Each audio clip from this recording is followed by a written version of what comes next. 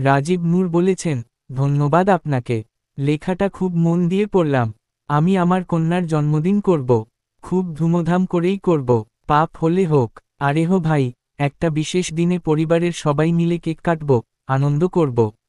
এটা মন্দ কিছু না। 1400 বছর আগে নবীজি যা করেছেন সেটা আমার পক্ষে করা সম্ভব না, মানাও সম্ভব না। বাস্তব জীবনে কিন্তু বেশিরভাগ মানুষ ধর্ম মানে না কারণ ধর্মের প্রয়োজন ফুরিয়ে এসেছে।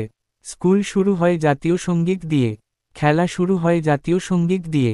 মানুষ বুঝে গেছে ধর্ম তাকে কিছু দিবে না, বরং তার আনন্দ কেড়ে নিবে। এর উত্তরে বলেন, আচ্ছা, আপনার যেটা ভালো লাগে সেটাই করুন। তবে ধর্ম এবং ধার্মিকদের প্রতি আন্তঃপ্রাণ যেহেতু আমাদের দেশের অধিকাংশ মানুষ, সে কারণে কথায় কথায় ধর্মবিরোধ উস্কে দেয়া হয় এমন কিছুকে সযত্নে এড়িয়ে চলাই ভালো মনে করি।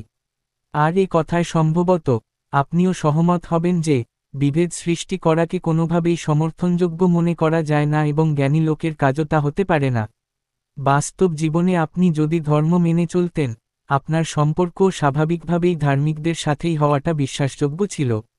আমার ধারণা, আপনি যাদের সাথে চলাফেরা করেন, তাদের অধিকাংশকে দিয়েই হয়তো আপনি এ দেশের ধার্মিক সংখ্যা বিচার করতে চান। এটাও সম্ভবত ভুল একটি থিওরি।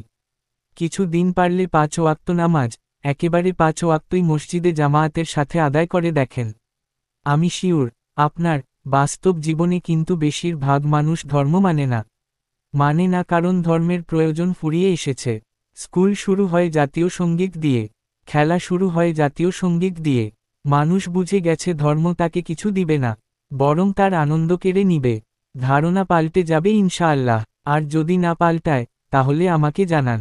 আমি আপনাকে ভরপুর যা খেতে চান তাই খাওয়াতে রাজি থাকব। ভালো থাকার প্রার্থনা।